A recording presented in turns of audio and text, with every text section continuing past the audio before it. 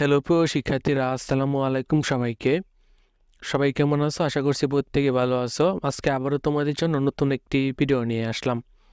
আজকের ভিডিওতে আমি আলোচনা করব এইচএসসি 2024। আজকের ভিডিওতে তোমাদের জন্য সর্বশেষ আপডেট তথ্যগুলো রয়েছে। বিশেষ করে ঢাকা শিক্ষা বোর্ডের অফিসিয়াল ওয়েবসাইটে এইচএসসি কর্নারে তারা একটি বড় করে শিক্ষা বোর্ড থেকে নোটিশ প্রকাশ করেছে। এখানে কিন্তু বিস্তারিত তথ্য দেওয়া রয়েছে। তোমাদের রেজাল্ট কবে দেবে বা তোমাদের কী কী কাগজপত্র তাদের কাছে পাঠাতে হবে। এখানে কিছুক্ষণ আগে ডেইলি ক্যাম্পাস একটি নিউজ করেছে। এই নিউজে তারা বিস্তারিত বুঝিয়ে বলেছে, যেটুকু পরে আমি বিস্তারিত বুঝতে পারলাম। এখন তোমাদেরকে এই তথ্যগুলো দেওয়ার চেষ্টা করব। ভিডিওটি এখনই শুরু করব। তার আগে তোমাদের কাছে রিকোয়েস্ট, তোমরা যারা এই চ্যানেলটাতে একদমই নতুন রয়েছে, চ্যানেলটাকে সাবস্ক্রাইব করোনি, তারা এখনই চ্যানেলটাকে সাবস্ক্রাইব করে নোটিফিকেশন বেলে ক্লিক করে দাও। আর যারা আগে থেকে চ্যানেলটাকে সাবস্ক্রাইব করে রাখছো, তাদেরকে অনেক অনেক ধন্যবাদ।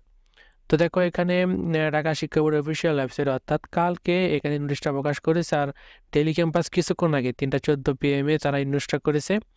তো এখানে বলা হয়েছে যে মঙ্গলবার 3 আগস্ট ঢাকা মাধ্যমিক উচ্চ মাধ্যমিক শিক্ষা বোর্ডের বিজ্ঞপ্তিতে 12 সেপ্টেম্বরের মধ্যে পরীক্ষার্থীদের সব তথ্য পাঠানোর কথা বলা হয়েছে। 12 সেপ্টেম্বরের মধ্যে কিন্তু যে তোমাদের যে প্রয়োজনীয় তথ্যগুলো, যাদের তথ্যগুলো বোর্ডে জমা দিতে হবে, তাদের তথ্যগুলো কিন্তু কলেজে জমা দিতে হবে। কলেজ থেকে তারপরে স্যাররা বোর্ডে গিয়ে দিয়ে আসতে হবে।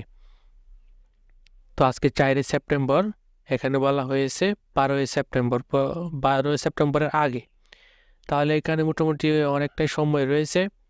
তবে বিষয়গুলো হলো যে তোমাদের সকলের না, আসলে কিছু সংখ্যক ছাত্রছাত্রীদের এখানে বিস্তারিত পড়লে কিন্তু অনেক সময় দরকার। তো আমি যেটা বলবো যে এখানে তারা বলেছে যে কলেজে ছাত্র যাওয়ার প্রয়োজন সকলের হবে না। যাদের কাগজপাতি কিছু জমা দিতে হবে, অর্থাৎ 2024 সালের এইচএসসি পরীক্ষার এডমিট কার্ডের ফটোকপি, তারপর আরও বিভিন্ন ধরনের কিছু কাগজপাতি। তো আমি তোমাদেরকে একটা বিষয় সাজেশন করব। আচ্ছা, তার আগে একটা কথা বলে রাখি, এখানে তোমাদের যে আইসিটি পরীক্ষা তোমরা দিয়েছো, অর্থাৎ তথ্য যোগাযোগ প্রযুক্তি পরীক্ষা, এই পরীক্ষার ব্যবহারিক পরীক্ষা তোমাদের ব্যবহারিক পরীক্ষার নাম্বারটা কিন্তু স্কুলে যে আগে পরীক্ষা হয়েছে সেখানে তুমি যত পেয়েছো স্যারদেরকে বলেছে সেই অনুযায়ী বোর্ডে ব্যবহারিক পরীক্ষা আইসিটির ব্যবহারিক নাম্বারটা পাঠানোর জন্য।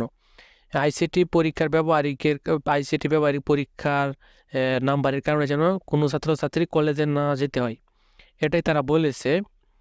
আর বিশেষ করে তোমরা একটা কাজ করবা। তোমরা তো আসলে এটা শিওরভাবে বলা যায় না যে কার কাগজপাতি বোর্ডে জমা দিতে হবে। সবার কিন্তু জমা দিতে হবে না, অনেকেরই জমা দিতে হবে, আবার অনেকে জমা দিতে হবে না। তো আমি বলবো তোমরা একটু কলেজে যাবা, কলেজে একজন একজন করে কলেজে গিয়ে স্যারদের সাথে যোগাযোগ করবা যে আমার কি কি কাগজপাতি বোর্ডে জমা দিতে হবে।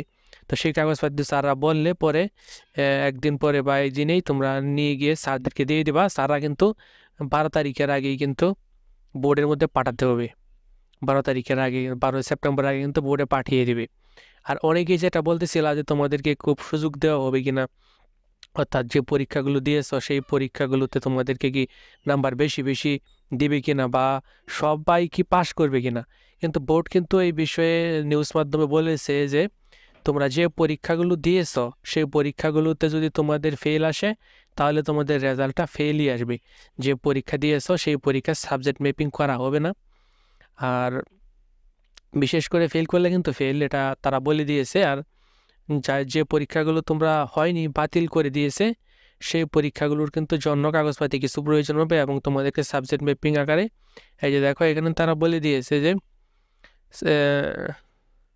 এসএসসি ও সমমানের পরীক্ষার ফলাফলের সঙ্গে মিলিয়ে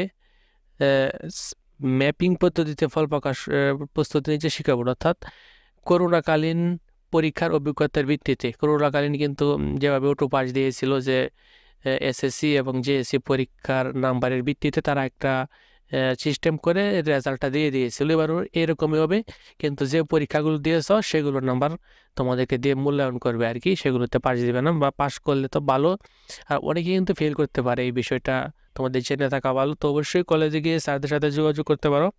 তো এই ছিল আজকের ভিডিও ভালো লাগলে অবশ্যই একটা লাইক দিয়ে দিও। চ্যানেলে নতুন হয়ে থাকলে চ্যানেলটাকে অবশ্যই সাবস্ক্রাইব করে রাখো। ধন্যবাদ সবাইকে।